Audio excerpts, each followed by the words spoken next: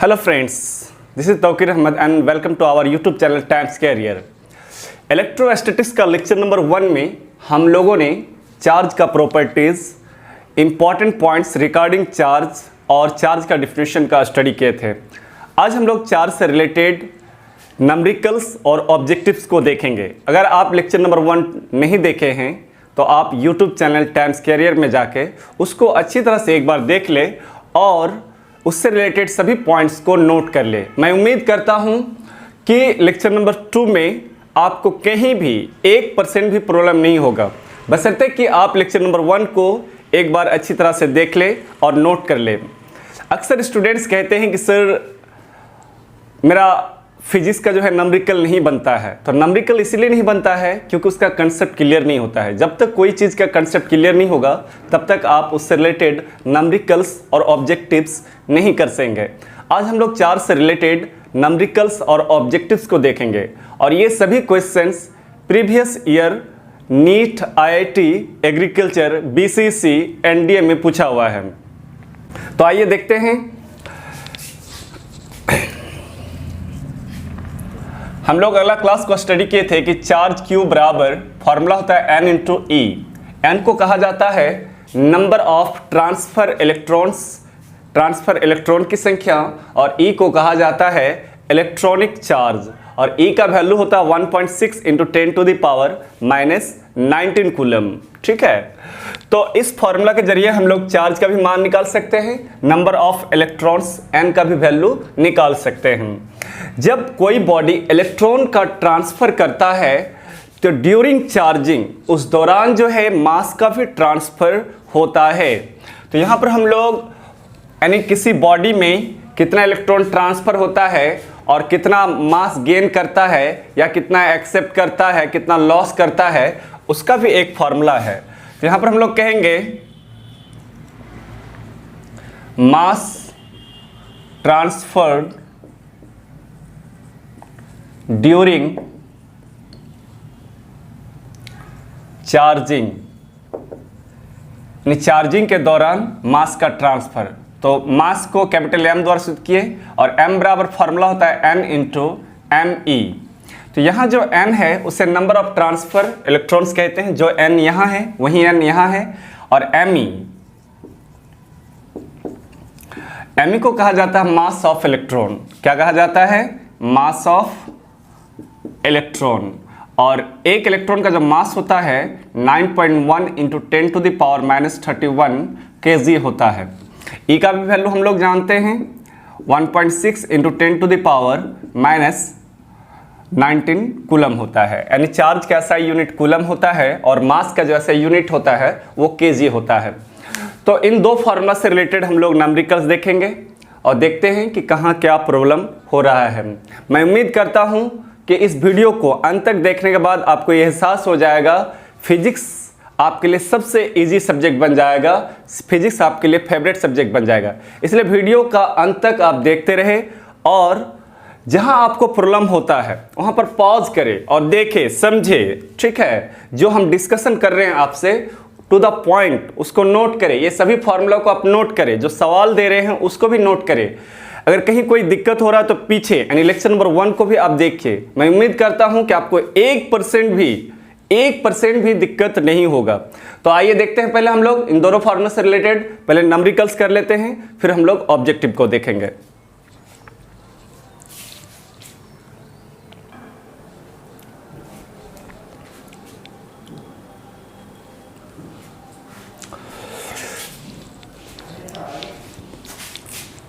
तो हम देख रहे हैं कि आपके सामने 5 नंबरिकल्स हैं और एक एक क्वेश्चन को देखते हैं और समझते हैं और आगे बढ़ते हैं। सबसे इंपॉर्टेंट बात है कि क्वेश्चन को समझना है कि क्वेश्चन में क्या दिया है और आपसे क्या मांग रहा है। पहला क्वेश्चन कह रहा है कि calculate the charge carried by 12.5 into 10 to the power 8 electrons. यानी इतना इलेक्ट्रॉन्स को ले जाने पर आवेश की मान क्या होगा। तो यहाँ पर हम लोग देखेंगे एक नंबर और इसको सॉल्यूशन करेंगे और समझेंगे कि क्या बोला है। कैलकुलेट द चार्ज यानी चार्ज निकालने बोल रहा है इतना इलेक्ट्रॉन्स पर। तो इतना जो इलेक्ट्रॉन्स है उसे नंबर ऑफ इलेक्ट्रॉन्स कहा जाता है और इसे एन द्वारा सूचित करते हैं। और एन का जो वैल्यू है 12.5 into 10 to the power 8 electrons है। आपसे चार्ज मांग रहा है Q बराबर वाट। हम लोग जानते हैं कि Q बराबर क्या होता है, N इंटू E होता है। अगर हम N की बात करें तो N का वैल्यू कितना दिया है, 12.5 into 10 to the power 8 into, और E का जो वैल्यू है वो होता है 1.6 into 10 to the power minus 19 coulomb होता है। ठीक है, अब इसको हम लोग मल्टीप्लाई करेंगे और जो वैल्यू होगा वही हमारा क्या हो जाएगा, आंसर हो जाएगा। तो आइए देखते हैं, गुना करते हैं।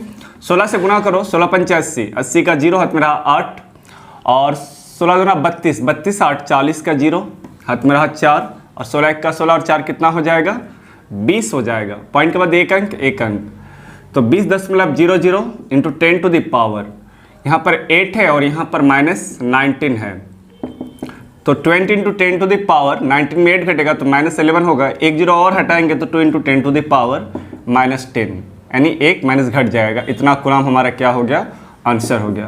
तो अब देख रहे हैं कि बिल्कुल ही इजी है, जिसमें चार्ज निकालने बोला था, ठीक है, और n का वैल्यू दिया था। आइए क्वेश्चन नंबर 2 को देखते हैं और समझते हैं कि क्या बोला है। क्वेश्चन नंबर 2 में बोला है कि कैलकुलेट द चार्ज निकालने बोला है 1 आयरन मतलब लोहा, ठीक है। यानी आपको एक एलिमेंट दिया है और एलिमेंट में एटॉमिक नंबर और मास नंबर दोनों रिप्रेजेंट किया हुआ है, दिखाया हुआ है। ये जो एटॉमिक नंबर होता है वो प्रोटॉन की संख्या को कहा जाता है। किसी भी एटम के न्यूक्लियस में उपस्थित प्रोटॉन्स की जो संख्या होती है, नंबर ऑफ प्रोटॉन्स होता है, उसे ही एटॉमिक नंबर कहा जाता है। और प्रोटॉन हमेशा इलेक्ट्रॉन के क्या होता है, बराबर होता है, ठीक है। तो यहाँ पर हम लोग कहेंगे कि एटॉमिक नंबर जो है, एटॉमिक नंबर वो नंबर ऑफ प्रोटॉन्स के बराबर होता है, नंबर ऑफ प्रोटॉन्स। और नंबर ऑफ प्रोटॉन किसके बराबर होता है, नंबर ऑफ इलेक्ट्रॉन्स के बराबर होता है। तो n बराबर कितना दिया आपको, 26 दिया है, और कह रहा है कि इस पर चार्ज कितना है। तो देखते हैं, चार्ज Q बराबर क्या होता है फॉर्मूला, n इंटू E। अगर n का हम वैल्यू कहे तो 26 इंटू, और E का वैल्यू है 1.6 into 10 to the power minus 19 coulomb. अब दोनों को मल्टीप्लाई करते हैं, मल्टीप्लाई करने के बाद जो आंसर आएगा वही हमारा क्या हो जाएगा, क्वेश्चन नंबर 2 का आंसर हो जाएगा। तो 16 85, 16 96 का 6 हाथ में रहा 9, और 16 दूना 32, 32 और 9 कितना हो जाएगा, 41 हो जाएगा, into 10 to the power minus 19, point के बाद एक अंक है तो 41.6 into 10 to the power minus 19। अगर पॉइंट को हम इधर लेकर आएंगे तो 4.16 into 10 to the power minus 18 coulomb, यही हमारा क्या हो जाएगा, आंसर हो जाएगा। तो अब देख रहे हैं स्टूडेंट्स कि बहुत ही इजी है, या हो सके कि वो आपको Q दे दे और n निकालने बोल दे, ठीक है। तो देखते हैं आगे, हो सकता है कि इस तरह का क्वेश्चन हो, ठीक है। तो पहले आप इन दोनों को नोट कर लीजिए। चलिए अगला क्वेश्चन हमारा क्वेश्चन नंबर 3 कि how many electrons are there in 1 coulomb charge, यानी 1 कूलम चार्ज में कितने इलेक्ट्रॉन्स होते हैं या कितने इलेक्ट्रॉन्स मिलकर बने होते हैं। तो इस बार हम लोग को चार्ज का वैल्यू दिया है, यहाँ पर हम लोग कहेंगे सॉल्यूशन में कि Q बराबर 1 कूलम और नंबर ऑफ इलेक्ट्रॉन्स, यानी हाउ मैनी इलेक्ट्रॉन्स, कितना इलेक्ट्रॉन्स मिलकर बना है 1 कूलम। तो वी नो डैट हम लोग जानते हैं, तो हम लोग जस्ट जानते हैं, यहाँ पर फॉर्मूला हमारे सामने कि Q बराबर n इंटू ई। तो n बराबर क्या हो जाएगा, Q बटे ई। Q का वैल्यू है 1 कूलम, इलेक्ट्रॉन का भी मान कूलम में है। तो कैलकुलेशन के दौरान यूनिट नहीं बिठाया जाता। बहुत सारे स्टूडेंट्स या टीचर्स ये गलती बार बार कर देते हैं, वो यूनिट पुटअप कर देते हैं, गलत बात है। कैलकुलेशन के दौरान यूनिट पुटअप नहीं करना चाहिए। तो Q का वैल्यू 1 है और E का वैल्यू होता है 1.6 into 10 to the power minus 19। Point उड़ा तो यहाँ पर क्या आ जाएगा, 0। तो 10 बटे 16, और ये माइनस से ऊपर जाकर क्या हो जाएगा, प्लस। एक 0 धार ले लो तो 100 बटे कितना हो जाएगा, 16 गुना 10 पर पावर 18। अगर 100 को हम 16 से डिवाइड करें तो 6.25 into 10 to the power 18 electrons, इतने इलेक्ट्रॉन्स से मिलकर कितना कूलम चार्ज बना है, 1 कूलम चार्ज बना है। तो ये बहुत ही इंपॉर्टेंट ऑब्जेक्टिव क्वेश्चंस है, और साथ ही साथ न्यूमेरिकल्स भी है आपके सामने दिया हुआ है। अब अगर 1 कूलम की जगह कुछ और वैल्यू बोलता, 2 कूलम, 5 कूलम, 10 कूलम, समथिंग कुछ भी हो सकता है, उससे हमें कोई लेना देना नहीं है। तो n बराबर Q बटे E। Q का वैल्यू चाहिए, E का वैल्यू फिक्स होता है, ठीक है। आइए क्वेश्चन नंबर हम लोग देखते हैं 4 नंबर क्या बोला है। क्वेश्चन नंबर 4 कह रहा है तो क्वेश्चन नंबर 4 कह रहा है कि if a body gives out 10 to the power 9 electrons every second, how much time is required to get a total charge of 1 coulomb from it. बहुत ही इंपॉर्टेंट क्वेश्चन है और क्वेश्चन समझने का है कि क्वेश्चन आखिर बोला क्या है। अगर क्वेश्चन आप समझ लिए तो क्वेश्चन को 2 मिनट में आप कैलकुलेशन करके आंसर निकाल देंगे। इसमें कह रहा है कि if a body gives out, कोई बॉडी जो है 10⁹ इलेक्ट्रॉन्स एवरी सेकेंड देता है, बाहर निकलता है, how much time is required to get a total charge of 1 coulomb, यानी 1 कूलम चार्ज जमा होने या रिक्वायर्ड होने के लिए कितनी टाइम की रिक्वायर्ड है। सिंपल सी बात है, मान लो कि ये पानी का बोतल है, 1 लीटर है, ठीक है, और पर सेकेंड जो है इस बोतल में 5 ml या 5 ग्राम हम पानी दे रहे हैं। मान लो कि टोटल 1 kg, लीटर में या kg में मान लो कि 1 kg या 1 लीटर वाटर है, इतना ग्राम है, और पर सेकेंड हम जो है 1 सेकेंड 5 ग्राम पानी इसमें डाल रहे हैं, कंटिन्यूली जो है इसमें डाल रहे हैं। तो कितना समय लगेगा इस बोतल को भरने के लिए। तो वही बात कह रहा है कि पर सेकेंड, यहाँ पर बोला है कि एवरी सेकेंड 10⁹ इलेक्ट्रॉन्स क्या हो रहा है, त्याग कर रहा है कोई बॉडी। तो 1 कूलम चार्ज जमा होने के लिए कितना टाइम का रिक्वायर्ड है, कितना टाइम की आवश्यकता है। तो ये क्वेश्चन मैं आप लोग के लिए होमवर्क, डेट मीन्स आप लोग बना के क्वेश्चन नंबर 4 को बना के आप लोग, ठीक है, जिसका इनबॉक्स है या नीचे जो कमेंट बॉक्स है वहाँ पर उसका आंसर जरूर लिखेंगे। एक बार फिर से मैं डिस्कशन करता हूँ। If a body gives out 10⁹ electrons every second, how much time is required to get a total charge of 1 coulomb from it. ठीक है, आइए नेक्स्ट क्वेश्चन हम लोग देखते हैं। नेक्स्ट क्वेश्चन कह रहा है कि क्वेश्चन नंबर 5 कि how much positive charge is there in a 250 gram of H2O, यानी 250 ग्राम वाटर में कितने पॉजिटिव चार्ज होंगे। बहुत ही इंपॉर्टेंट क्वेश्चन है, ठीक है। H2O की जगह कुछ भी हो सकता है, एलिमेंट हो सकता है या अदर और कंपाउंड हो सकता है। तो सिंपल सी बात है कि 250 ग्राम वाटर में कितने चार्ज हैं। काफी इंपॉर्टेंट क्वेश्चन है, आइए देखते हैं और समझते हैं।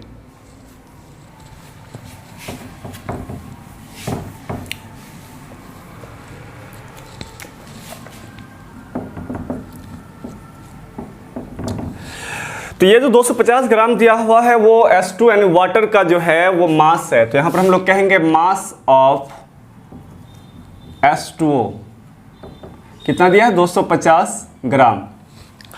अब H2O का हम लोग मॉलिक्यूलर मास निकालेंगे। तो यहां पर कहेंगे मॉलिक्यूलर मास ऑफ H2O, इसे कैपिटल M दर्शित करते हैं, उसे स्मॉल m दर्शित करते हैं।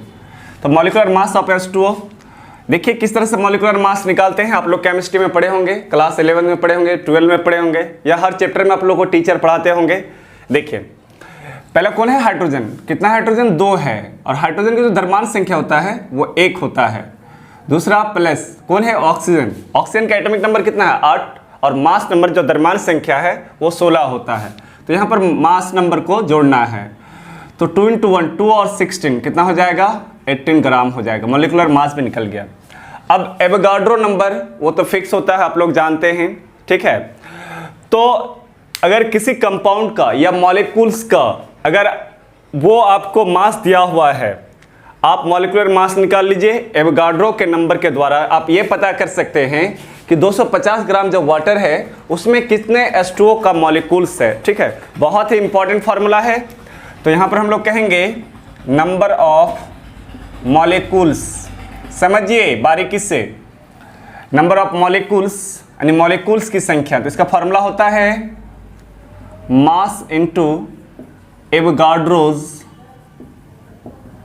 Number by molecular mass. तो मास कितना दिया है, 250 ग्राम इनटू एवोगाड्रो नंबर। कौन कौन बताएंगे एवोगाड्रो नंबर कितना होता है। तो एवोगाड्रो नंबर का वैल्यू होता है 6.022 होता है, लेकिन इतना ही लेंगे, इंटू 10⁻23। और बटे यहाँ जो मॉलिक्यूलर मास दिया है वो 18 दिया है, ठीक है। अब आइए इसको गुणा भाग करते हैं और देखते हैं कि क्या होता है वैल्यू। ये जो 0 है यहाँ से जोड़ दो इसको, ठीक है, और 25 से इसको गुना करो, तो 25 दूना कितना हो जाएगा 50 का 0, फिर 0 है तो यहाँ पर 5 हो जाएगा, और 25 गुना 6 150 हो जाएगा, गुना 10 पर पावर यहाँ पर 23 है और 1 0, तो कितना हो जाएगा 24, और यहाँ पर कितना है 18, पॉइंट के बाद 2 अंक है तो 150.50। अब है कि इसको हम लोग डिवाइड करेंगे, तो डिवाइड करने के बाद जो है अगर इसको हम लोग डिवाइड करें तो 8.37 आएंगे value, into 10 to the power 24 इतना मॉलिक्यूल्स हो गया। देखिए मॉलिक्यूल्स निकालने का फॉर्मूला बिल्कुल आपके सामने है, और ये सब यूज़ होगा हर सब्जेक्ट में, केमिस्ट्री में यूज़ होता है, फिजिक्स में भी यूज़ हो गया, तो सीखिए। तो नंबर ऑफ मॉलिक्यूल्स बराबर क्या होता है, mass into Avogadro number. Avogadro number fix होता है, मॉलिकुलर मास, जिसे वाटर बोला है, तो वाटर का यहाँ पर मास कितना दिया है 250 ग्राम, बैठा दिए, और मॉलिकुलर मास यानी उसका कंपाउंड फार्मूला, जो उसका फार्मूला होता है वो निकालना पड़ता है। जैसे कि सोडियम NaCl, सोडियम क्लोराइड, तो सोडियम का जो मास नंबर है और क्लोरीन का जो मास नंबर है, दोनों को जोड़कर हमारा कौन सा निकल जाएगा, मॉलिकुलर मास निकल जाएगा, उस तरह से पुटअप कर देंगे। तो नंबर ऑफ मॉलिक्यूल्स निकल गया। अब है कि मॉलिक्यूल्स, अब एक मॉलिक्यूल्स में कितने इलेक्ट्रॉन्स है, तो H2O है, तो यहाँ पर गौर करो कि H2O, ठीक है, जो एटॉमिक नंबर है उसी को इलेक्ट्रॉन कहा जाता है, तो 2 और ऑक्सीजन का हो जाएगा 8 हो जाएगा, तो टोटल कितना हो जाएगा 10। तो यहाँ पर हम लोग कहेंगे टोटल इलेक्ट्रॉन्स या प्रोटॉन्स,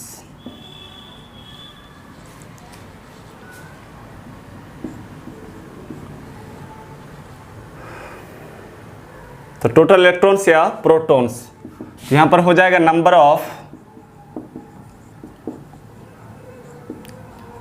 मॉलिक्यूल्स गुना इलेक्ट्रॉन पर मॉलिक्यूल, एक मॉलिक्यूल में इलेक्ट्रॉन की संख्या। तो नंबर ऑफ मॉलिक्यूल्स कितना है 8.37 इंटू 10 टू द पावर 24, और इलेक्ट्रॉन पर मॉलिक्यूल, एक मॉलिक्यूल में जो इलेक्ट्रॉन की संख्या है वो कितना है 10 है, तो यहाँ से 10 से मल्टीप्लाई कर देंगे तो 24 है, यहाँ पर कितना हो जाएगा 25। 8.37 into 10 to the power 25 electrons हो जाएगा, यानी टोटल इलेक्ट्रॉन्स की संख्या या टोटल प्रोटॉन्स की संख्या हम लोग निकालिए। तो जब तक आप मॉलिक्यूल्स नहीं निकालेंगे तब तक आप इलेक्ट्रॉन्स या प्रोटॉन्स नहीं निकाल सकते हैं। और जैसे इलेक्ट्रॉन और प्रोटॉन निकल गया है, हम लोग को क्या बोला है कि हाउ मच पॉजिटिव चार्ज, तो जितना पॉजिटिव चार्ज होगा उतना ही क्या होगा नेगेटिव चार्ज होगा, तो पॉजिटिव चार्ज निकालने बोला है। तो चार्ज बराबर हम लोग फार्मूला जानते हैं क्या होता है, Q बराबर N इंटू E। तो ये देखते हैं, तो नाउ चार्ज बराबर, चार्ज निकालने बोला है Q बराबर क्या फार्मूला होता है N इंटू E। N का वैल्यू वहाँ से उठाओ, 8.37 इंटू 10 टू द पावर 25 गुना 1.6 इंटू 10 टू द पावर -19। अब है कि 1.6 को इससे गुना करेंगे और जो वैल्यू आ जाएगा कैलकुलेशन करके वही हमारा क्या हो जाएगा आंसर हो जाएगा। तो 16 गुना 7 तो 112, 112 का 2 हाथ में रहा कितना 12, उसके बाद 16 48, 48 और 12 60 का 0 हाथ में रहा 6 और 16 128, 128 और 6 तो कितना हो जाएगा 134 हो जाएगा।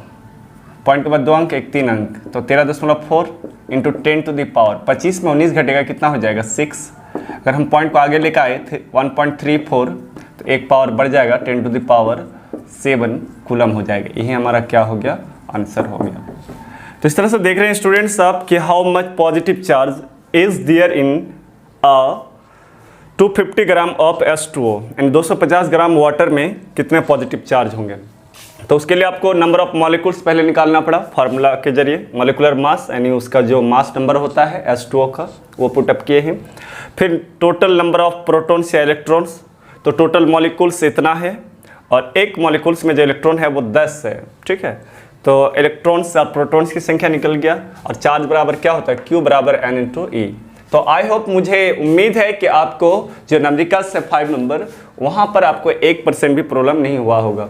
तो इस क्वेश्चन को नोट कर लीजिए। तो फ्रेंड्स अब हम लोग ऑब्जेक्टिव क्वेश्चंस देखेंगे।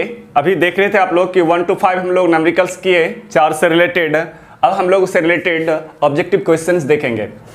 तो यहाँ पर क्वेश्चन नंबर 6 कह रहा है कि charge on alpha particle as, यानी अल्फा पार्टिकल पर चार्ज कितना होता है। तो आप लोग नाम सुने ही होंगे अल्फा बीटा गामा। तो अल्फा पर जो आवेश होता है वो प्रोटॉन का 2 गुना होता है। प्रोटॉन हमेशा इलेक्ट्रॉन का आवेश के क्या होता है, बराबर होता है। तो 2 इंटू अगर E का वैल्यू बोले तो 1.6 इंटू 10⁻⁻19 कूलम। 16 से 2 से मल्टीप्लाई करें तो 3.2 इंटू 10⁻⁻19 कूलम होगा। तो देख लीजिए कौन सा ऑप्शन मिल रहा है। तो अल्फा पर जो आवेश होगा 4.8 नहीं 1.6 3.2 इंटू 10⁻⁻19 कूलम। तो क्वेश्चन नंबर 6 का जो सही ऑप्शन हो जाएगा वो ऑप्शन नंबर सी हो जाएगा। आइए नेक्स्ट क्वेश्चन कह रहे हैं कि ये body has 80 microcoulomb of charge, number of electrons will be, यानी इलेक्ट्रॉन्स की संख्या मांग रहा है। तो हम लोग जान रहे हैं कि n बराबर क्या होता है Q/E। Q का वैल्यू 80 माइक्रोकूलम दिया है। तो 80 और माइक्रो को हटाएंगे कूलम में कन्वर्ट करेंगे तो 10⁻⁻6 आएगा। और E का वैल्यू होता है 1.6 इंटू 10⁻⁻19 कूलम। पॉइंट उड़ाएंगे तो यहाँ पर एक 10 हो जाएगा। 16 पंचे कितना हो जाएगा 80। तो 5 इंटू 10⁻⁻6 और ये 19 जाके प्लस 19 हो जाएगा। यहाँ पर 10 पर पावर कुछ भी तो क्या है +1 है। तो 5 इंटू 10⁻19 एक 20 में 6 हो जाएगा, कितना हो जाएगा 14 हो जाएगा। तो यहाँ number of electrons will be, यानी कितने इलेक्ट्रॉन्स हो जाएंगे। तो 5 इंटू 10⁻14 इलेक्ट्रॉन्स। ऑप्शन नंबर ये बिल्कुल गलत, बी नहीं मिल रहा है 5 का, यानी 7 का जो है सी ऑप्शन सही मिल रहा है, यानी ऑप्शन नंबर सी हो जाएगा। आइए उसी प्रकार क्वेश्चन नंबर 8 और 9 जो है दिया हुआ है और हम लोग समझते हैं कि क्या कह रहा है क्वेश्चन। बहुत इंपॉर्टेंट है ये दोनों क्वेश्चन देख रहे हैं हम लोग कि नीट 1999 यानी 1999 में और ये 98 में पूछा हुआ है। अब क्वेश्चन उठा सर नीट तो वहाँ तक लागू नहीं था, इससे पहले AIPMT था 2015 से, all India pre medical test, और एक एग्जाम होती थी अलग अलग जो कॉलेजेस हैं मेडिकल का वो अलग अलग रूप से लेती थी, AIIMS all India institute of medical science. तो एम्स का ये 1999 का क्वेश्चन है और ये 1998 का है। तो 8 नंबर आइए देखते हैं क्या कहता है। बिल्कुल बेसिक क्वेश्चन पूछा है कि the number of electrons for 1 coulomb of charge is. Just अभी हम लोग तीसरा नंबर जो नंबरिकल्स किए हैं आप जाके देख सकते हैं पीछे कि 1 कूलम चार्ज के लिए कितने इलेक्ट्रॉन्स की आवश्यकता होती है, 6.25 इंटू 10⁻18 इलेक्ट्रॉन्स। तो 6.25 इंटू 10⁻18 इलेक्ट्रॉन फर्स्ट ऑप्शन में ही है। बाकी आप 3 ऑप्शन देख सकते हैं, यहाँ 19 है बिल्कुल गलत है, 21 है, 23 है। तो इसका जो सही ऑप्शन हो जाएगा 8 का वो ऑप्शन नंबर ए हो जाएगा। तो इस सभी क्वेश्चन को नोट्स कर लीजिए। जब तक नोट्स नहीं कीजिएगा, आप रीडिंग नहीं मारिएगा, तब तक आप परफेक्ट नहीं बन सकते हैं, ठीक है। इसलिए क्वेश्चन को नोट करते जाइए, जहां जहां छोटा छोटा सॉल्यूशन कर रहे हैं, जैसे कि यहाँ पर एक छोटा सा सॉल्यूशन कर दिए हैं, ठीक है, तो आप इसको नोट कर लीजिए। यहाँ पर एक छोटा सा सॉल्यूशन कर दिए हैं, तो इसको नोट कर लीजिए। उसके बाद आप देख रहे हैं कि क्वेश्चन नंबर 9 ये भी नीट का है कि a body can be negative charge by, यानी कोई बॉडी नेगेटिव चार्ज से चार्ज है तो उसमें क्या होगा। यहाँ पर 4 ऑप्शन दिया हुआ है। Excess of electrons, removing some electron, giving some proton, removing some neutron. तो पहली बात यह है कि किसी बॉडी में जो चार्ज उत्पन्न होता है वो इलेक्ट्रॉन्स के ट्रांसफर के कारण। तो पहली बात तो प्रोटॉन और न्यूट्रॉन ये ऑप्शन होगा ही नहीं, ये दोनों को काट दो, ठीक है। अब क्वेश्चन उठ रहा है कि ए या बी। तो नेगेटिव चार्ज कौन होते हैं, जो डोनेट करते हैं या एक्सेप्ट करते हैं। तो ऑब्वियसली हम लोग पढ़े हैं नेक्स्ट प्रीवियस लेक्चर में, लेक्चर नंबर 1 में, कि नेगेटिव चार्ज बॉडी जो है वो इलेक्ट्रॉन एक्सेप्ट करते हैं और जो एक्सेप्ट करेंगे उसमें इलेक्ट्रॉन की संख्या में क्या होगा, एक्सेस होगा, डेट मीन्स अधिकता होगी। तो ऑप्शन नंबर ए हमारा इसका सही हो जाएगा। तो स्टूडेंट्स आइए देखते हैं हम लोग क्वेश्चन नंबर 10 जो हमारा ऑब्जेक्टिव क्वेश्चन है और ये जेईई मेन 2010 में पूछा गया। काफी इंपॉर्टेंट क्वेश्चन है। आइए क्वेश्चन को समझते हैं क्या बोला और क्या हमसे मांग रहा है। ये body has a charge of -2 microcoulomb if it has 2.5 into 10⁻13 protons, then how many electrons the body has। ठीक है, क्वेश्चन में सिंपल सी बात बोली है कि कोई बॉडी है उसमें -2 माइक्रोकूलम चार्ज है और उसमें प्रोटॉन्स की संख्या इतना है, तो इलेक्ट्रॉन्स की संख्या क्या होगा। ठीक है, 4 ऑप्शन दिया हुआ है। यहाँ पर मान लो कि let NE number of electrons, NE को नंबर ऑफ इलेक्ट्रॉन्स मान लिए। तो चार्ज बराबर फॉर्मूला होता है number of electrons into charge, यानी इलेक्ट्रॉन्स की संख्या, plus number of proton into proton की संख्या, नहीं तो पॉजिटिव, प्रोटॉन है तो पॉजिटिव हो जाएगा और इलेक्ट्रॉन है तो क्या हो जाएगा, नेगेटिव हो जाएगा। यानी total charge of electron and total of charge proton, total के जो योग होता है वो टोटल चार्ज क्यू के बराबर होता है। ये काफ़ी इंपॉर्टेंट फार्मूला है, ध्यान दीजिए। तो एन जो है वो नंबर ऑफ इलेक्ट्रॉन्स को बतलाता है और ई जो है वो चार्ज ऑन एन इलेक्ट्रॉन, एक इलेक्ट्रॉन पर आवेश होता है और ये प्रोटॉन पर का चार्ज है, ये नंबर ऑफ प्रोटॉन्स है। तो यहाँ पर Q बराबर वैल्यू जो दिया है वो -2 माइक्रोकूलम, तो -2 माइक्रो को हटाएंगे तो 10⁻⁶। एनी नंबर ऑफ इलेक्ट्रॉन निकालने बोला है, लेकिन इलेक्ट्रॉन का जो वैल्यू होता है वो माइनस होता है, तो माइनस को आगे कर देते हैं एनी इंटू, और ई का वैल्यू होता है 1.6 इंटू 10⁻⁹ कूलम प्लस एनी यानी नंबर ऑफ प्रोटॉन। तो प्रोटॉन की संख्या कितना दिया है, 2.5 इंटू 10⁻13 इंटू, और प्रोटॉन और इलेक्ट्रॉन पर आवेश सेम होता है 1.6 इंटू 10⁻⁹ होता है। तो यहाँ पर हम लोग देख रहे हैं कि -2 इंटू 10⁻⁶ इक्वल और minus N E 1.6 into 10⁻⁻19 plus, इसको गुना करो तो 2.5 को 1.6 से गुना करेंगे तो ये वैल्यू हो जाएगा आपका 4.00 हो जाएगा, और इंटू 10⁻19 में 13 जाएगा तो कितना हो जाएगा, -6। तो ये 4 इधर आएगा, तो यहाँ पर -2 इंटू 10⁻⁻6 है और ये प्लस इधर क्या हो जाएगा, -4 इंटू 10⁻⁻6 बराबर -NE इंटू 1.6 इंटू 10⁻⁻ कितना हो जाएगा, 19 हो जाएगा। ठीक है, तो -4 कितना हो जाएगा, -6 इंटू 10⁻⁻6 इक्वल -NE 1.6 इंटू 10⁻⁻19 ये हो जाएगा। तो यहाँ माइनस माइनस क्या हुआ, कैंसिल हो गया।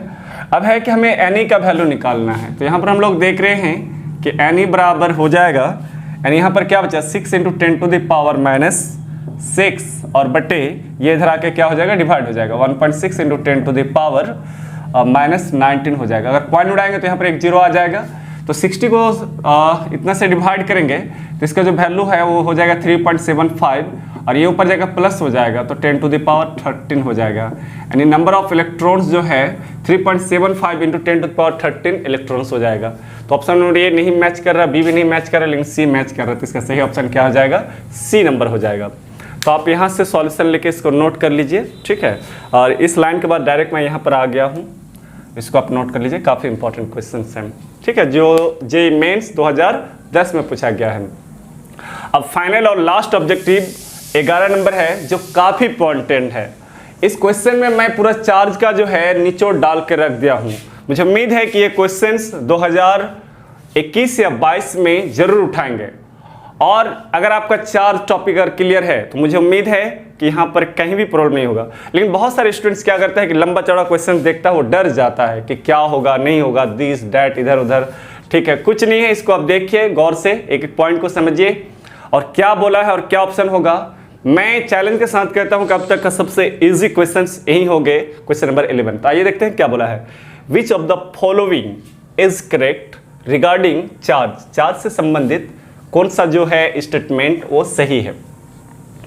चार स्टेटमेंट दिया हुआ है और उसका चार ऑप्शन दिया हुआ नीचे। पहला स्टेटमेंट कह रहा है कि if a body is having positive charge, अगर कोई बॉडी पॉजिटिव चार्ज रखता है तो हम लोग जानते हैं कि पॉजिटिव वो होते हैं जो इलेक्ट्रॉन डोनेट करते हैं, और डोनेट जो करते हैं उसमें इलेक्ट्रॉन की क्या होती है, डिफिशियंसी यानी कमी होती है, और कमी का ही दूसरा नाम होता है शॉर्टेज ऑफ इलेक्ट्रॉन, यानी उसमें इलेक्ट्रॉन की कमी हो जाती है, शॉर्टेज हो जाती है। तो ये स्टेटमेंट बिल्कुल सही है, करेक्ट है। आइए दूसरा स्टेटमेंट क्या बोला है, if a body is having negative charge, अगर कोई बॉडी नेगेटिव चार्ज रखता है तो इलेक्ट्रॉन को क्या करता है, एक्सेप्ट करता है, डेट मीन्स उसमें एक्सेस ऑफ इलेक्ट्रॉन्स हो जाएंगे, और इसका जो है ऑप्शन स्टेटमेंट नंबर 2 भी सही हो जाएगा।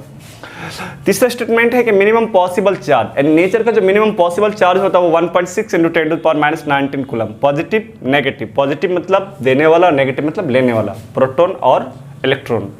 तो ये भी स्टेटमेंट बिल्कुल सही है। अगला है कि charge is quantized. Previous lecture number 1 में हम लोग स्टडी किए थे कि चार्ज कंजर्वेटिव होता है, चार्ज एडिटिव होता है और चार्ज क्वांटाइज्ड होता है।